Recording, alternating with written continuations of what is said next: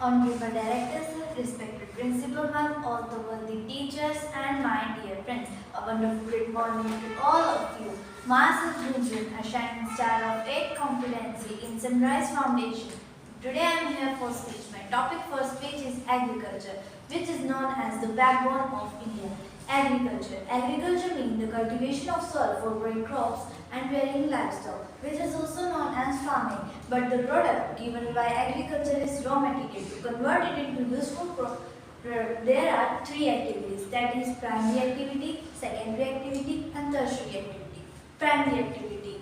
It includes the extraction of natural resource. Secondary activity.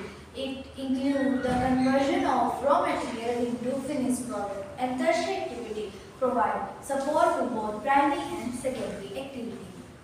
Next, before discussing the type of agriculture, let us discuss the different type of culture. There are 5 kinds of culture, that is agriculture, sericulture, pisciculture, viticulture and horticulture. Agriculture, cultivation of soil for growing crops and rearing livestock. Sericulture, rearing of silkworm for commercial use. Pisciculture, breeding of fishes in specially designed tanks. Horticulture, growing of plants, vegetables and fruit. And viticulture, growing of grapes.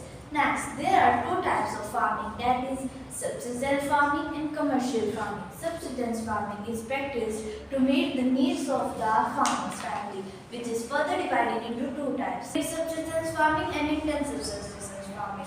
Intensive subsistence farming, when the production of large yield is done in the small plot, it is known as intensive subsistence farming. Next is primitive subsistence farming. It includes 2 activities, which is shifting agriculture and nomadic herding. Shifting agriculture is done in the thickly forested area like Amazon basin, and nomadic herding is done in the semi-arid regions like Sahara Desert. Next is commercial farming. Commercial farming is done for the commercial use, which includes the sale of grain and the sale of livestock.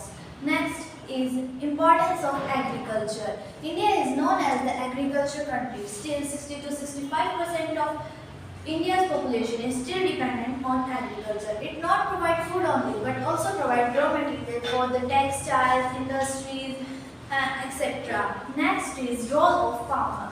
Farmers are often called Annadata, mean the food giver. They give their best so that we can get food on time. They work hard in the hot sun, heavy rainfall and cold winds. So still some farmers face hardship and poverty but give their best. Next is effect on agriculture. Many factors affect our agriculture, that is loss of water, lack of rainfall, drought, climate change, etc. Next is efforts given by government to help farmers. Government has also launched many schemes to help farmers to a large extent, that is PM Fasal Bima Yojana, next PM Pradhan Mantri Kisan Samman Nidhi and Kisan Credit Card. Next is role of student.